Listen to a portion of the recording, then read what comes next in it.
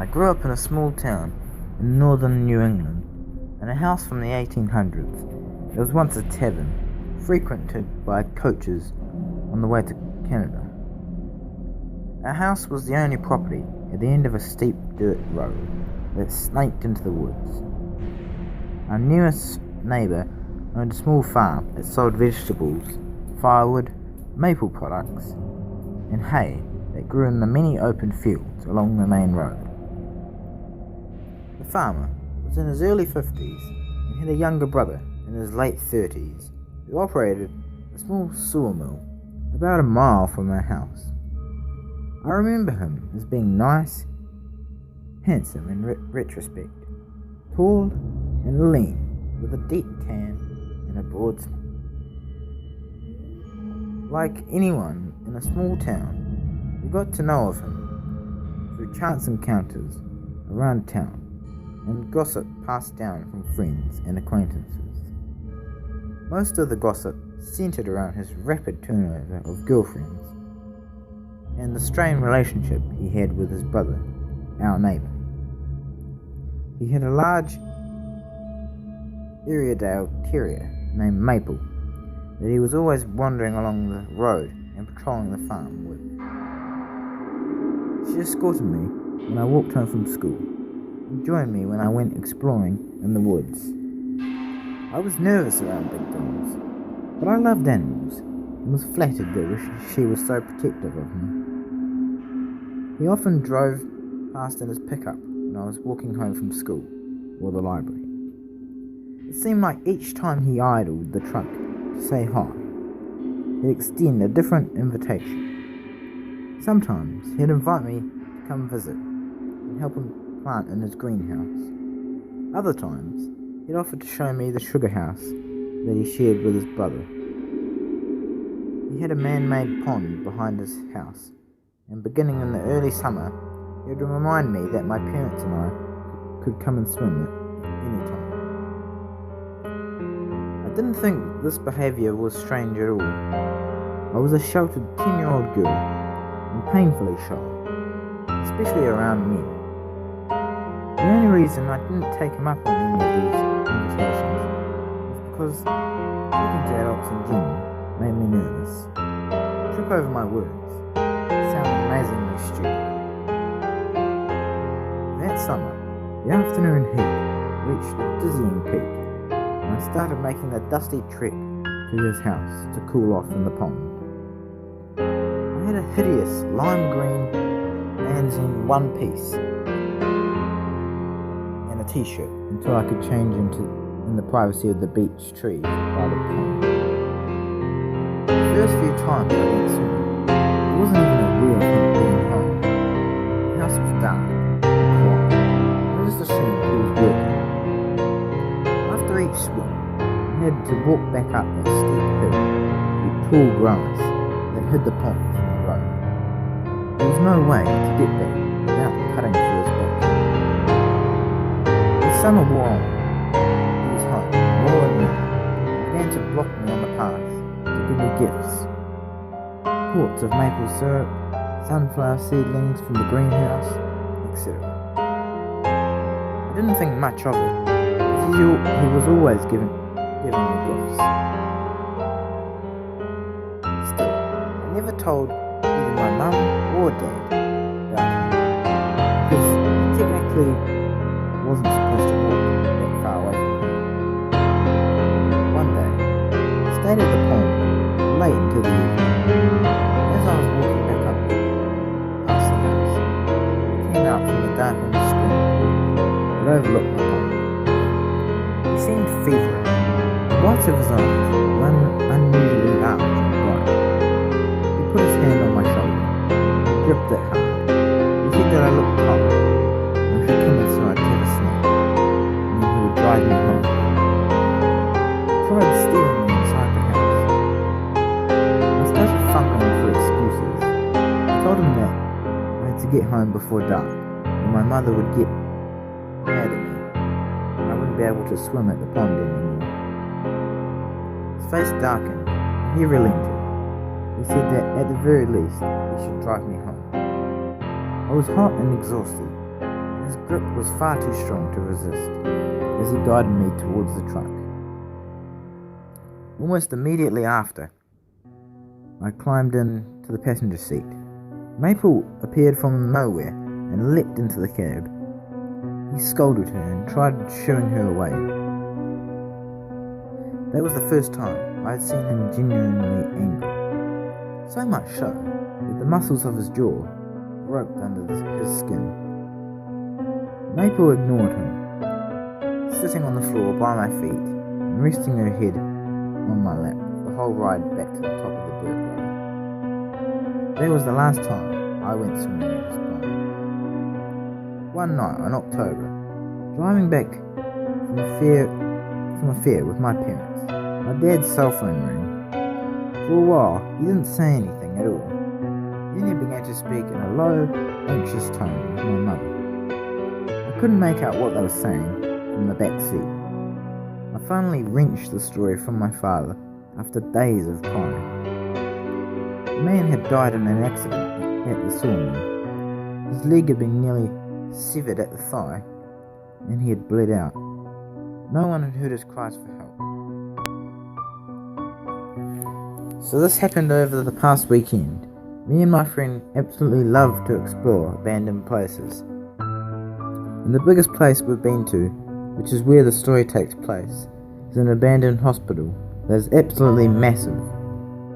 It's more of a campus area, so not just one building, but multiple, all connected by underground tunnels. So the time this happened, it was our third time there. Our first time there, we just scoped it out and found an entrance. We didn't explore it though. Second time, we went in and met 3 other people. And the last time we went, we saw some weird shit happen. So it's me, my friend Josh, and my other friend Tony. And we go inside the same way we always do. We end up exploring, just the 3 of us alone for a bit, and stumble upon 3 others, and ask if they want to join us. They ended up being really cool guys, and we're actually film students that go to a nearby college. So we explore for around an hour and a half, and we're more showing them around rather than us all exploring, because we've been there before. So anyway, we were in the upstairs of one of the main buildings, and they were all just messing with the things in the room, taking pictures, messing with the piano. I've already seen all of this, so I take a few pictures and then go stand near the other side of the room that we came into, which happens to be right around the corner from the stairs. So I'm standing there, scrolling through my phone, answering texts or whatever, and I happen to see something out of my peripherals. I look up at the doorway leading right to the stairs, and swear I see a head poking around the corner. Then the head darts back around the corner like he's trying not to be seen. So staying calm, I walk over to the rest of the group and tell them what I think I just saw. We all go dead silent and hear nothing. So my friend Josh decides to be the first to go and look around. He goes around the corner as I'm getting my knife out, just in case, and put it in my hand. So Josh turns the corner and later tells me he saw this guy at the bottom of the stairs with a stick in his hand, ready to hit someone. Then I come around the corner and he drops a stick. So we greet him, a little sketched out that he tried to get away like that. And I immediately had a bad feeling, as I think everyone else did. First off, he had no backpack, no camera, no mask, and tattered jeans and a military hat. Kind of like a camo basic training hat. A little sketchy, but there are 6 of us, so really, what's he going to do? So my friend asks if he wants to come explore with us, And he says sure, but he's trying to find a friend. So we start going to look around for his friend with him, and I soon realise he is taking us in circles. Literal circles around the whole building, going upstairs, down the stairs, to the basement upstairs, all while he is texting or calling his friend every few minutes, trying to find him. So finally he stops after an hour of aimlessly wandering, and we get a second to talk to him. One of the film students had been filming all day and asked if he was familiar with the place. He says yeah, he's been there a few times and knows the place pretty well. So the film student asks if he can get him on the video explaining some history on this place. And this sketchy guy says, No, I can't. I just can't do that. This strikes me as pretty weird, but whatever. Maybe he doesn't like to be videotaped or whatever. So then, the sketchy guy insists we stay here while he goes to get his friend, and then he will meet up with us. So my friend Josh says that's fine. We'll wait, and asks for his phone number so we can get into contact. Well, this guy refuses to give Josh his number, instead giving excuses like his phone is dead, as I see him unlock his phone. So it's definitely not dead. So my friend just says, Here, take my number then, and he agrees. Josh gives him his phone number, and then he goes on his way to find his friend. The second he is out of earshot, I get everyone together, and we all share how fucking sketchy this guy is, and decide that we need to leave before him and his friend get back. At this point, we don't know where we are, and we're all turned around from going in circles for an hour. So we just go back the way we came. Eventually, we're in a familiar area, but can't find the tunnel back to the building we entered in. So we walk up a staircase, and there he was, with his friend. I was expecting him to be back with about 12 guys to do whatever to us. So that gave me some peace of mind, only seeing one guy. So we followed him in circles for another hour and a half. Another half an hour.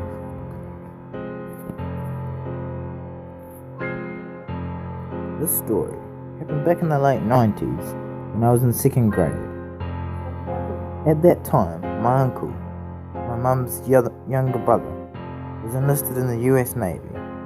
Due to the nature of his job, he constantly travelled to other parts of the world. He was frequently stationed in different countries, sometimes for years at a time. Since he was usually so far away, my family did not get to see him very often. My mother and him were very close, and I had a special relationship with him as well. Every time we visited to a new place, he would send me a gift. A magic lamp from Saudi Arabia, rosary beads from Notre Dame in summer. It was always a lot of fun, and I treasured the time that we spent together. This particular year, he received some time off and informed us that he would come stay with us for the holidays. I was beyond thrilled to be seeing one of my favourite relatives. One day, while both my parents were at work, we decided to take my brother and I to a nearby mall. At the time, my brother was 12 and I was 7. We had a good time going to the various stores, getting lunch, and watching skateboarders at an indoor park. Although my uncle loved us dearly, I wouldn't exactly call him the most attentive babysitter. While the three of us were heading out, my brother and uncle were much further ahead of me. Both of them walked extremely fast and seemed to be engaged in their conversation. Being a very small girl for my age, combined with having Lyme disease, which made it difficult for me to walk at their pace. As hard as I tried to catch up with them, I only seemed to be falling further behind. Suddenly, from the left side, I felt someone grab me. It happened in an instant, and my mind raced while trying to process what was happening. Looking up, I saw him, a face that I recall clear as day, 20 years later. He was an old man, perhaps late 70s, but his face was horribly disfigured. All of his skin hung low and poured over his other features. What I remember most was his nose was more of a giant tumour, so large that it covered his entire mouth. Looking back now, it is clear that he had elephant man disease. The man did not say anything to me. Instead, he crouched down to my level and put his face just inches in front of mine. Then he made the most intense eye contact I've ever experienced. Both of his hands were wrapped around my arms so tightly that I winced in pain. Abruptly, he began shaking me, as if forcing me to look at him.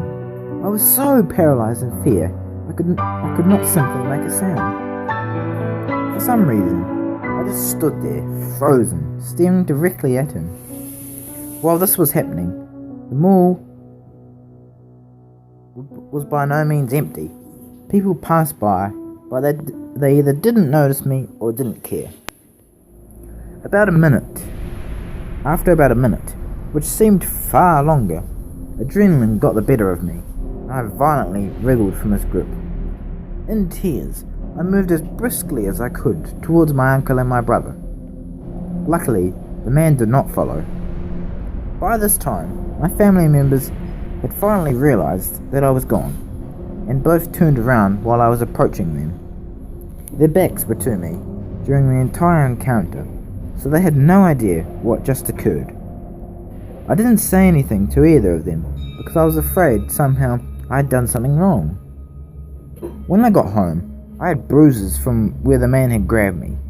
I hid them from my mum, so I didn't have to explain what had happened. The incident left me so traumatized that the very same night, I went vegetarian.